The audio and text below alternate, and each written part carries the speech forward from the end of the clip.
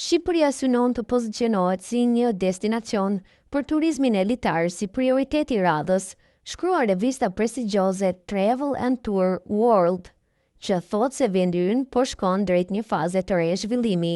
Shqipëria i bashkohet Shteteve të Bashkuara të Amerikës, Japonisë, Zvicrës, Gjermanisë, Arabisë Saudite, Tajlandës, Italisë, Francës, Indonezisë, Vietnamit dhe Egjiptit në një përpjekje të guximshme për të shndërruar në një destinacion udhtimi luksoz për turistët e nivelit të lartë ose të elitës dhe njohurit nga përditësimi i ri zbulojnë ndryshimet e habitshme të turizmit global, nis artikulli.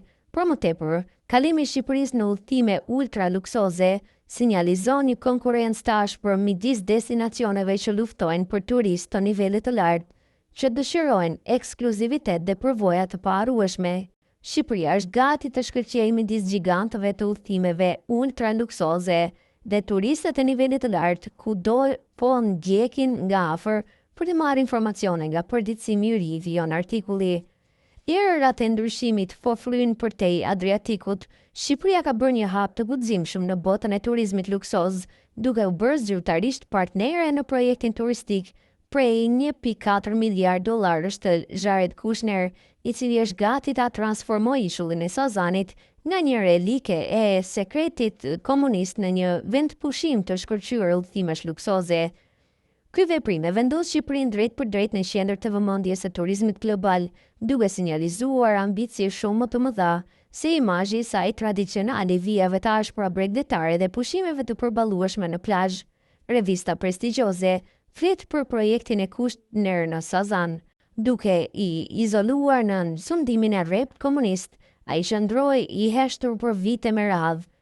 Strukturat e tij ushtarake të braktisura që jehonin histori, sekreti dhe izolimi, megjithatë kjo heshtje po merr fund, projekti i Jared Kushner planifikon të fshijë ato mbetje të së kaluarës, duke zëvendësuar ato me një vizion gjithëpërfshirës të marinave, rezidenca luksoze, hotele me peshyje dhe restorante të klasit botror.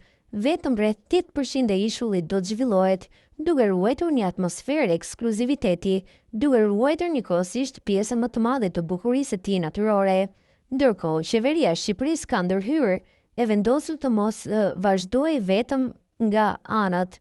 Ajo ka krijuar kompani shtetërore të zhvillimit dhe pasurive të patpunshme të Shqipërisë për të mbajtur një pjesë të aksioneve në këtë sipërmarrje monumentale. Ky veprim siguron që Shqipëria të sigurojë si përfitime ekonomike ashtu edhe fuqi vendimarrëse në një projekt që pritet të ripërcaktojë peizazhin e saj turistik.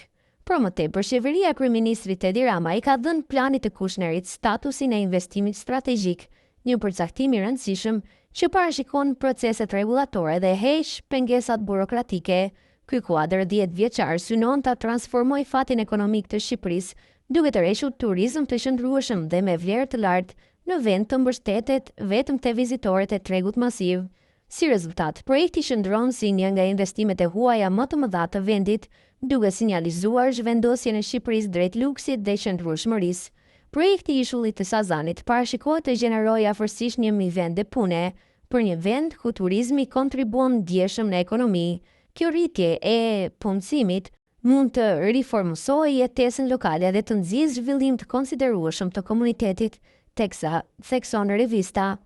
Megjithatë, ky transformim do të vërë në provë aftësinë e Shqipërisë për të balancuar zhvillimin e shpejtë me ruajtjen e tij. Turizmi i qëndrueshëm është më shumë se sa një slogan. Ai kërkon planifikim të kujdesshëm për të mbrojtur ekosistemin dhe të trashëgimisë kulturore, duke ofruar njëkohësisht përvoja të shkëlqyera.